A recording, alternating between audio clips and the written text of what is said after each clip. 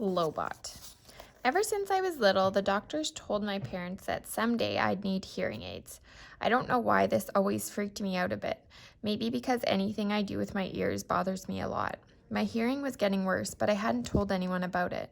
The ocean sound that was always in my head had been getting louder. It was drowning out people's voices like I was underwater. I couldn't hear teachers if I sat in the back of the class, but I knew if I told Mom or Dad about it, I'd end up with hearing aids, and I was hoping I could make it through 5th grade without having that happen.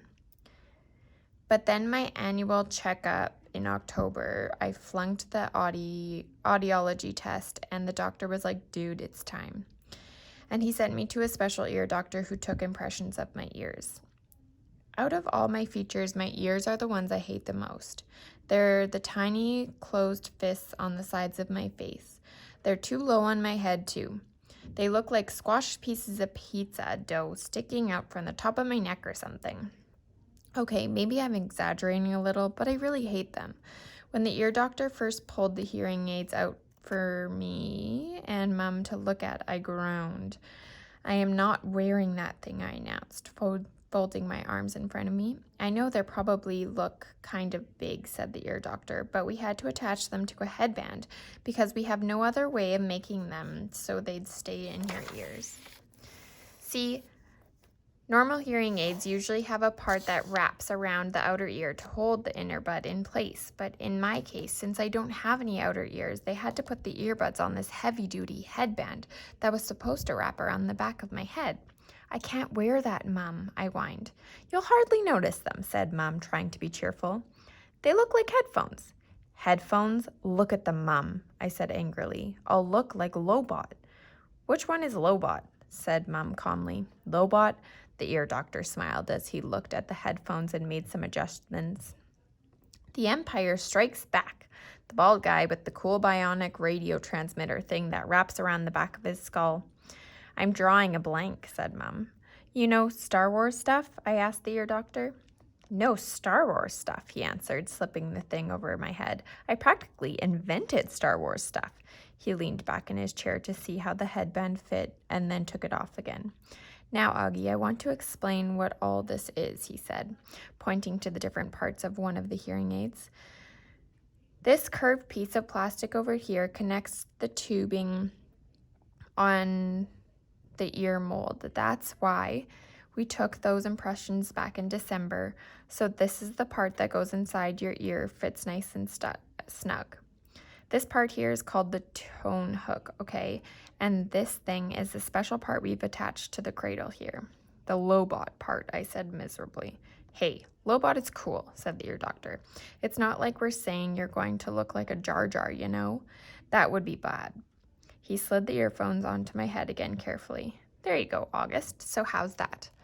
"Totally comfortable," I said. "You'll get used to them very quickly," he said. I looked in the mirror. My eyes started tearing up. All I saw were these tubes jutting out from either side of my head like antennas. Do I really have to wear this, Mom?" I said, trying not to cry. "I hate them. They don't make a difference." "Give it a sec, buddy," said his doctor. "I haven't even turned them on yet.